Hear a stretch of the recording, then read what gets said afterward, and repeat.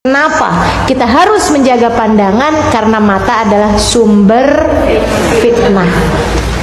Sumber fitnah. Kemudian yang berikutnya, kenapa kita perlu jaga mata? Karena ada hadisnya Nabi Muhammad alaihissalam. Ya, kenapa yang keempat ini? Karena orang kalau jagain matanya, dia akan dikaruniai kenikmatan iman, kemanisan iman. Katanya Nabi Muhammad alaihissalam, "Nabar sahmun masmum min sihamil iblisil marjum. Man tarakaha makhafatan minni abdaltu imanan yajid halawatuhu fi qalbi qala Allah." Del hadisul qudsi. Melihat adalah sahmun masmum, anak panah beracun yang dibidikan sama iblis. Laki-laki ngelihat perempuan, perempuan ngelihat laki-laki.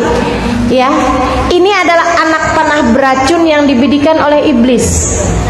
Jadi kalau dedek yang tadi saya sampaikan masuk ke Indomaret, kemudian ngeliatin ada laki-laki, gitu ya.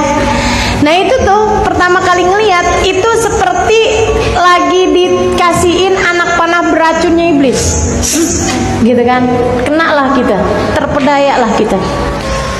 Cakepnya, matanya indahnya, pandangannya teduh, hidungnya kayak alif, bibirnya kayak mim. Ini laki-laki Nabi Muhammad. Alisnya kayak nun. Itu Nabi Muhammad ya. Teman-teman sekalian, ini nih bukan karena wah saya sedang mensyukuri nikmatnya mata. Nggak ada. Itu namanya mengingkari nikmatnya mata. Saudaraku sekalian, itu adalah kamu sedang terkena anak panah beracunnya iblis, anak panah beracunnya setan. Siang kemudian begitu kena tuh, kalau kita kena, namanya orang kayak kena anak panah beracun kan, langsung kayak lemes gitu kan. Demikian pula dengan perempuan ataupun laki-laki yang terkena anak panah beracun ini, langsung kayak gini. Lihat lagi ah. Iya. Tuh kalau di iklan gitu ya, apa tuh namanya, kesan pertama begitu menggoda gitu, akhirnya jadi kemudian kepengen lihat lagi. Nah itu kalau kita ngelihat lagi kemudian, itu dia, kita udah terkena jerat anak panahnya setan tadi. Apalagi kalau kemudian kita samperin, pura-puranya jatuhin barang. Aduh, nih adik-adik nih, hati-hati, jangan kena anak panahnya setan. Karena si yang perempuan kena anaknya setan, anaknya setan, anak panahnya setan. Si yang laki-laki juga kayak begitu. Ya Allah, ya Allah. Dari sanalah fitnah bermula. Dari sana fitnah bermula. Nabi Muhammad ngasih arahan. Kata Nabi Muhammad alaihissalam, Allah berfirman, "Man tarakaha makhafatan minni." Siapa yang meninggalkan melihat yang haram tadi ini dengan menundukkan pandangannya, makhafatan minni, karena takut kepada Allah Subhanahu wa taala. Ya Allah. Gitu kan? Buru-buru nyari rak yang kosong, ngumpet di rak, buru-buru dia cepetan ke kasir, gitu ya. Pas di kasir ngelihat tukang kasir ganteng, ya. Saudaraku sekalian, cepetan dia keluar dari tempat tersebut, nundukin pandangan, gitu ya. Mantarakaha makhafatan minni, ya Allah jaga saya, ya Allah, ya Allah, ya Allah, gitu kan. Kemudian dia keluar gitu. Mantarakaha makhafatan minni, siapa yang meninggalkannya karena takut padaku, kata Allah Subhanahu wa taala. Karena takut padaku, bukan karena biar dianggap solehah. Ada juga tuh, begitu ngelihat, astagfirullah, ganteng banget. Aduh, itu sih bukan karena makhafatan minni tadi ini ya. Apalagi kalau yang dilihat Ustaz, Ustaz ganteng, udah tahu Ustaznya ganteng, kalau hadir pengajian dandannya setengah jam, kemudian mau bilang saya emang enggak menundukkan pandangan, saya depan Ustaz. Nah terus maksudnya apa itu? Pakai baju yang mana ya? Yang merah udahan kemarin, yang pink juga udah, takut Ustaznya inget lah. Yang kuning aja. Ya ampun teman-teman saya sekalian, itu tadi fitnah ini ya. Maka hindari Gimana ustazah, enaknya ustazah? Hadirnya tempat ustazah aja aman, iya enggak? Taunya kita aman apa enggak? Coba lihat rasa hatimu ketika keluar dari majelis.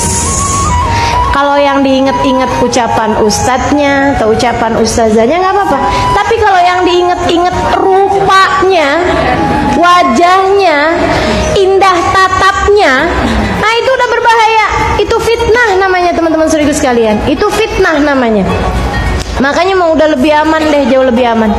Kalaupun memang kamu mau hadir tempatnya ustadz atau mau di tempatnya Habib gitu ya, maksudnya yang laki-laki gitu ya, duduknya 30 meter jauhnya, nggak kelihatan gitu kan, nggak tahu gitu ustadznya lagi ngapain gitu, dari jauh-jauhan aja. Pandangan, kalau nggak di baliknya tembok, baliknya tiang, kayak gitu, jauh lebih aman. Kita yang lebih tahu bagaimana cara mengamankan hati kita ini. Saudaraku sekalian, hati kita nggak terjaga, jangan dikira saya mah aman, hati saya terjaga. Kan banyak yang ngerasa kayak begitu. Nggak ada ceritanya. Emang hatimu hatinya siapa? Sayyidina Umar aja nggak merasa aman, Sayyidina Utsman nggak merasa aman, para ulama kita nggak merasa aman, Robiah Adawiyah nggak merasa aman.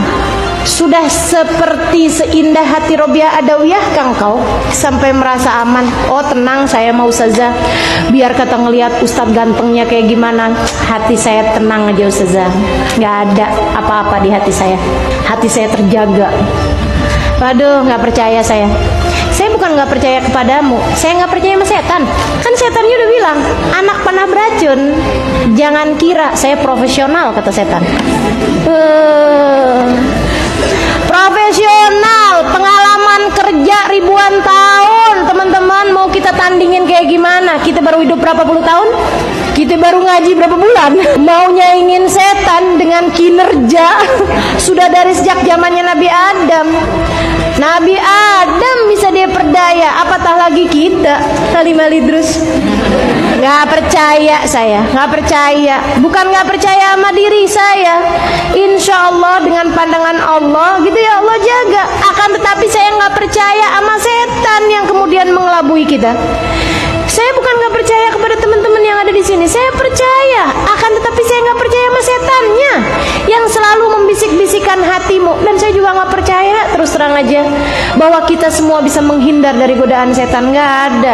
Jika bahkan kepada Nabi Muhammad Allah mengajarkan, Qul a'udzu birabbin nas, malikin nas, ilahin nas, min syarril waswasil khannas. Katakan wahai Nabi Muhammad, aku berlindung kepada Tuhan manusia, pemelihara manusia, pemilik manusia, dari kejahatan setan yang selalu membisik-bisiki dalam hati manusia. Jika Nabi Muhammad disampaikan seperti itu, bagaimana pula dengan kita? Makanya emang mesti minta perlindungan terus-terusan sama Allah.